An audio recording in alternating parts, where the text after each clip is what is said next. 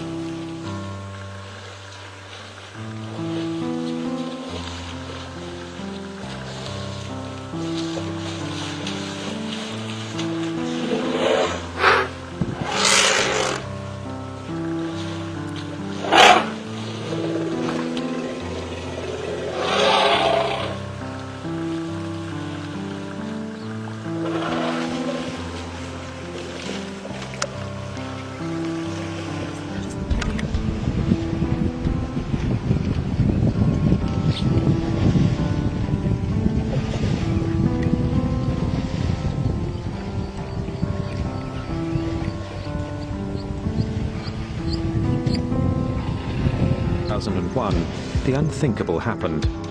Word spread that a lioness in Kenya's Samburu Reserve had taken an antelope calf alive and was guarding it as her own. I couldn't believe my ears when I first heard about the adoption. I just thought, that's absolute nonsense. Give it a few hours and that lioness will definitely eat the calf. Saba Douglas Hamilton is wildlife conservationist for the Save the Elephant Trust. She rushed to the reserve to see for herself the lioness and a baby oryx antelope in one of the oddest animal bonds ever seen. And all of a sudden, there was this completely unheard of situation on our hands of a predator that had adopted its prey. She was named Kamanyak, meaning the Blessed One. I think many people felt that this was, had to be a message from God. This was a miracle. This was, the lion and the lamb laying down together.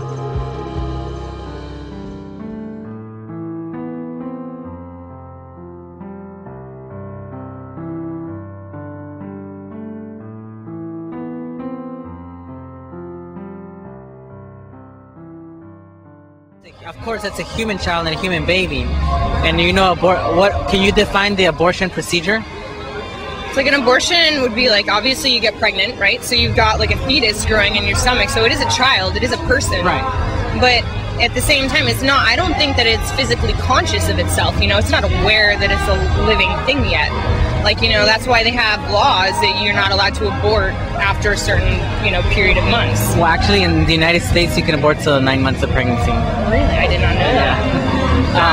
So, if they're not conscious, like a newborn or like a toddler or less than a toddler, a 6-month-old baby.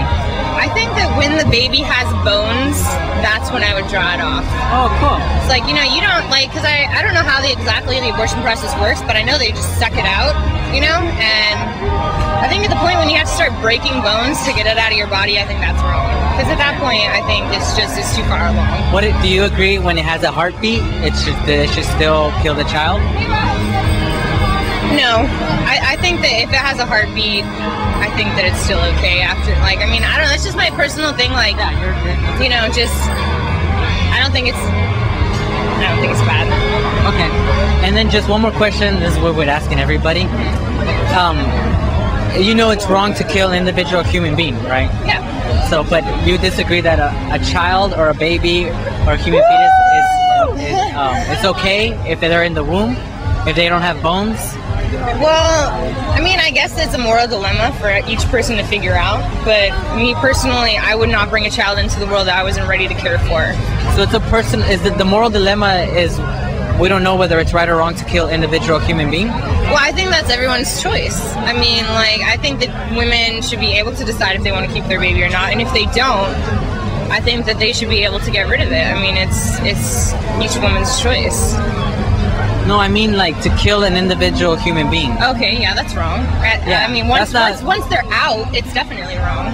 Definitely wrong. Yeah. Why? Because they're aware of their being. A newborn is still not aware. No? No. There's not much different. You're flipping my opinions here. I have no idea.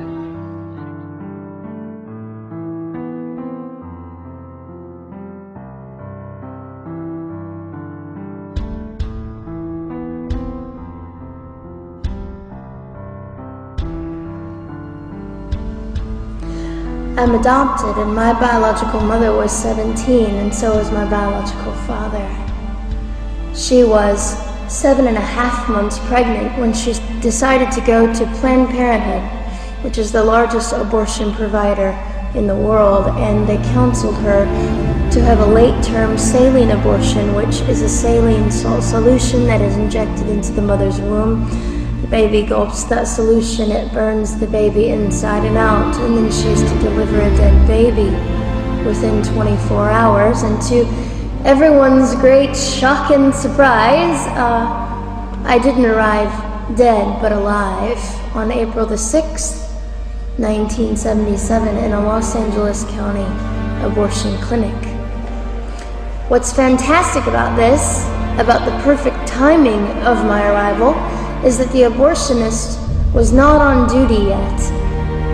So he wasn't even given the opportunity to continue on with his plan for my life, which was death. And so I was delivered alive, as I've already said, after 18 hours. I should be blind, I should be burned, I should be dead. And yet I'm not. You know what is fantastic vindication is the fact that the abortionist had to sign my birth certificate. So I know who he is. And it also says, for any skeptic listening, on my medical records, born during saline abortion. Ha! They didn't win. I've done some research on the man that performed the abortion on me.